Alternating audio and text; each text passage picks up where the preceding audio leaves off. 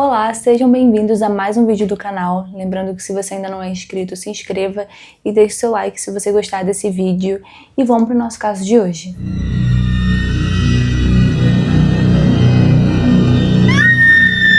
Elizabeth Smart nasceu no dia 3 de novembro de 1987, em Salt Lake City, nos Estados Unidos. Filha de Edward, mais conhecido como Ed, e Lois Smart, ela cresceu ao lado de 5 irmãos em uma família mórmon. Desde pequena, a Elizabeth era conhecida por ser uma menina educada, tranquila e muito habilidosa na harpa, instrumento esse que ela tocava desde os 5 anos de idade. E por sinal, cabe dizer que ela amava música e costumava se apresentar em eventos, como na igreja, casamentos e afins. Ela frequentava a Bryant Middle School e lá ela era conhecida por ser uma aluna muito inteligente e dedicada aos estudos. Avançando um pouco para o dia 4 de junho de 2002, nessa época a Elizabeth já tinha 14 anos de idade e ela dividia o quarto dela com a irmã mais nova, a Mary, de 9 anos. E nesse dia ela iria se apresentar na escola dela, só que devido a um atraso da família, ela não conseguiu chegar a tempo. Ela iria tocar harpa e mesmo assim ela acabou recebendo alguns prêmios, eu acredito que por bom desempenho acadêmico e pelas atividades físicas que ela estava participando. A Elizabeth estava começando a praticar corrida e ela tinha intenções de participar de competições na escola. Enfim, aí nesse dia estava correndo tudo normal. Antes dela ir se deitar para dormir, ela conversou um pouco com a mãe dela, depois as duas se despediram e a Elizabeth foi se deitar. Até que às 2 horas da manhã, a Elizabeth acorda sentindo uma coisa pontiaguda e gelada no pescoço dela. Só que ela não estava entendendo o que estava acontecendo, até que ela vê um homem no quarto dela, bem próximo a ela, e ele diz a ela para ela ficar quieta, para ela não se movimentar, não gritar, não fazer nada, porque se ela fizesse algo do tipo, ele iria matar ela e a família dela. Ele também diz para ela que estava com uma faca na garganta dela, então ela fica muito nervosa, só que ela consegue ficar quieta e não fazer barulho. E nisso esse homem pede para ela se levantar e seguir ele até a porta da frente da casa. E os dois saem. E nisso a irmã dela, que dormia na cama ao lado, a Mary, ela estava acordada e estava ouvindo tudo o que estava acontecendo, só que ela decidiu fingir que estava dormindo porque ela não podia fazer nada para ajudar, Ela era uma criança de 9 anos de idade e ela sabia que se ela tomasse alguma atitude imprudente, ela poderia acabar colocando todo mundo em risco e ele poderia acabar até mesmo matando a Elizabeth. Como eu falei, ele estava com uma faca na garganta dela. Então a Mary ficou quieta e assim que ele foi embora, assim que ela viu que não tinha mais como ele ouvir ela se levantar, ela se levantou e foi até o quarto da mãe, onde ela disse que a Elizabeth não estava em casa, que um homem havia entrado e levado ela. Só que, a princípio, a mãe dela pensou que fosse apenas um pesadelo, que a Elizabeth poderia ter se levantado para ir até a cozinha, ao banheiro, enfim. E nisso ela acaba não acreditando, só que quando ela vai até o quarto das meninas, a Elizabeth não estava lá. E ela começa a procurar a filha pela casa, só que ela também não acha em lugar nenhum.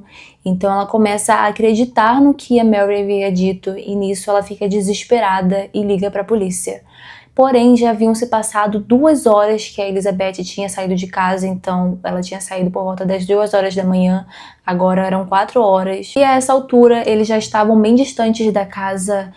Aparentemente esse homem teria levado a Elizabeth para uma área bem distante, uma área rural, com muitas árvores, e era tipo um acampamento, tinha uma barraca lá. Só que durante o caminho, assim que eles saíram da casa dela, a Elizabeth conseguiu ver o rosto desse sequestrador, e ela se lembrou que alguns meses antes, eu acho que 7 meses, ela e a mãe dela estavam andando na rua, eu acho que em um shopping, e elas viram um homem sem teto.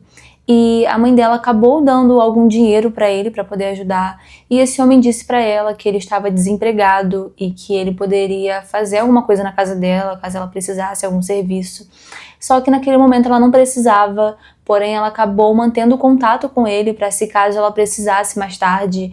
E ela realmente precisou, então ela contratou ele. Ele foi alguns dias na casa dela para poder fazer algumas coisas que precisavam, alguns reparos. E agora, 7 meses depois, ele havia entrado na casa dela e sequestrado a filha dela. E quando eles chegaram nesse lugar que eu falei, eles se juntaram a uma mulher que já estava lá esperando por eles. Ela usava um nome falso, que era Ezaba. E ele também usava um nome falso, ele falou que ele se chamava Emanuel. E lá, como eu falei, tinha uma barraca, então os 3 entram nela e é quando acontece uma cerimônia religiosa, uma espécie de casamento, algo bem sinistro, né? Então seria um casamento entre a Elizabeth e o Emmanuel, onde eles deixavam claro que ela, a partir daquele momento, se tornaria propriedade dele e que ela deveria obedecê-lo. E o Emmanuel tinha uma questão muito pessoal com o controle, era algo muito estranho, porque ele queria controlar as pessoas, inclusive, além da Elizabeth, ele também controlava essa parceira de crime dele. Então, tanto quanto a Elizabeth, ela também obedecia às ordens dele. E eu diria até mais, porque durante esse cativeiro houveram momentos em que elas ficaram sozinhas e que essa mulher, essa Shaba, ela poderia ter soltado a Elizabeth, as duas poderiam ter fugido, mas mesmo assim ela escolheu ficar e esperar o Emmanuel voltar. E durante esse tempo em que a Elizabeth esteve em cativeiro, ela passou por muitas coisas terríveis, incluindo abuso sexual. Ela também foi forçada a usar drogas e consumir bebidas alcoólicas, sem contar que ele deixava ela amarrada em uma árvore o dia inteiro para ela não tentar fugir. A essa altura, as buscas aconteciam por ela, a comunidade praticamente inteira havia se mobilizado para poder procurar pela Elizabeth, e a pessoa que chegou mais próxima dela foi o tio. Eu acho que ele chegou a entrar próximo do local que ela ficou no primeiro momento em que ela foi sequestrada, só que ela estava mais para dentro, ela estava um pouco mais afastada, e ela disse que lembra dele ter gritado o nome dela, só que ela não podia gritar de volta, porque ela sabia que se ela gritasse de volta e o sequestrador ouvisse, ele poderia fazer alguma coisa com ela e até mesmo com o tio. Então ela tinha muito medo das consequências que poderiam acontecer se ela não obedecesse ele. E o Emmanuel insistia que ninguém da família dela pensava mais nela, que as pessoas não estavam mais se preocupando com o fato dela estar desaparecida, que as pessoas tinham deixado isso pra lá, que ninguém ligava mais. E ele tentava fazer essa lavagem cerebral para ela achar que não era importante e assim ele conseguir dominar cada vez mais ela. Mas a família dela continuou com as buscas, as fotos dela foram divulgadas em diversos canais de comunicação, como televisão, cartazes. Foi emitido também um alerta, o alerta Amber, e todo mundo já estava sabendo que ela havia sido sequestrada. E aí teve um dia que, por algum motivo, o Emmanuel decidiu ir até uma biblioteca para ler alguns livros, e ele acaba levando as duas acompanhadas por ele. Só que sempre que elas saíam, elas usavam umas roupas, né, estranhas, umas roupas largas, perucas, para poder se disfarçar. E nesse dia, uma pessoa reconheceu ela na biblioteca, então essa pessoa ligou imediatamente para a polícia, que foi até o local, e assim que eles chegaram lá, eles foram diretamente na Elizabeth. Só que ela estava usando um lenço no rosto, não dava para ver muito bem quem era. E a polícia pediu para ela tirar esse lenço, a polícia perguntou se ela era realmente a Elizabeth Smart. Só que ela ficou em choque, ela não sabia o que fazer, ela não sabia se ela dizia a verdade, se ela dizia que era realmente a Elizabeth, porque ela tinha muito medo do que poderia acontecer se a polícia acabasse indo embora e deixasse ela sozinha com o Emmanuel. Então, antes dela conseguir tomar alguma atitude, dela ter alguma ação, o Emmanuel interrompe e ele diz que ela era filha dele e que ela não poderia tirar o lenço do rosto porque fazia parte da religião dela.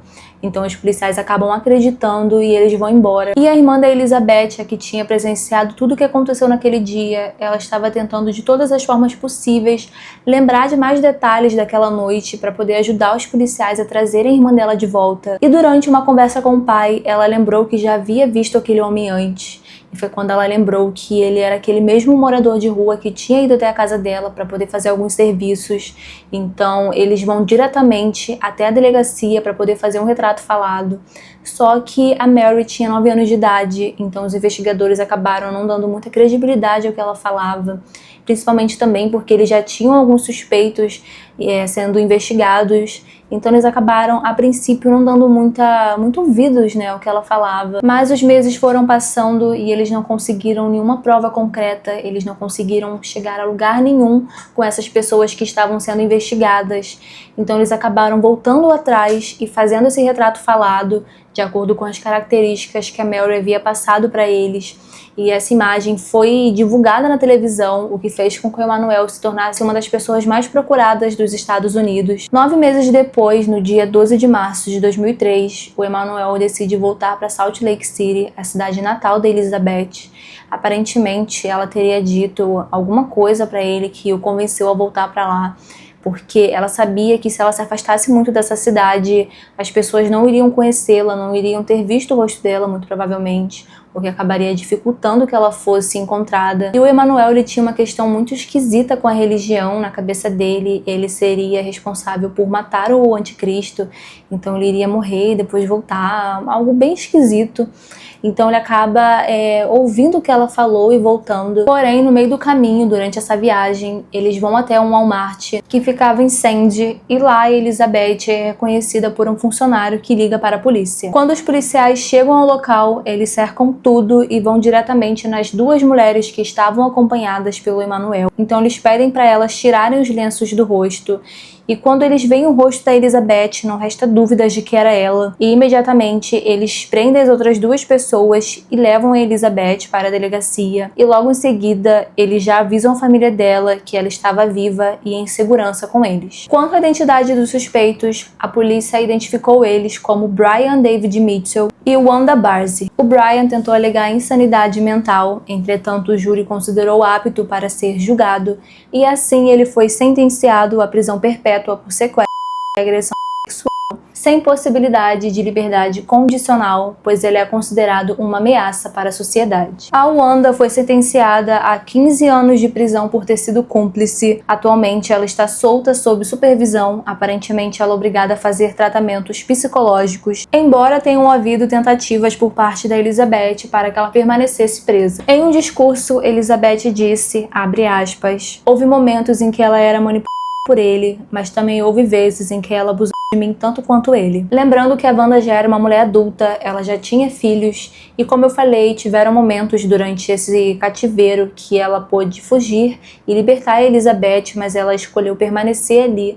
Teve uma situação em que o Emanuel foi preso e ele ficou 7 dias, uma semana longe delas, mas mesmo assim a Wanda permitiu que tudo continuasse acontecendo. A Elizabeth, felizmente, conseguiu recomeçar a vida dela e ela retornou à escola, onde se formou em 2006, posteriormente ingressando na Universidade Brigham Young, onde se formou como bacharel em música. Ela também se tornou ativista na defesa das vítimas de abuso e sequestro. Em 2011, ela criou uma fundação de apoio às crianças que tinham sido vítimas de abuso e de sequestro e suas respectivas famílias. E em 2012, ela se casou e posteriormente deu à luz a 3 filhos. Em 2013, ela lançou um livro chamado My Story, onde ela conta como foram os dias que ela passou em cativeiro e como foi o processo dela de recuperação quando ela enfim foi resgatada. Ela também foi convidada pela ABC News a trabalhar como comentarista, especialmente em casos de pessoas desaparecidas e ou sequestradas.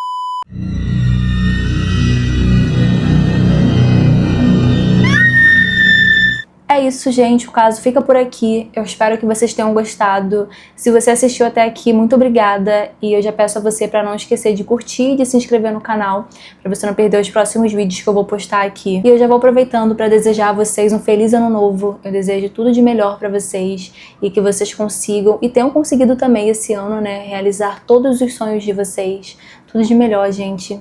Beijão, obrigada por estarem aqui e por assistirem um vídeo. Beijo.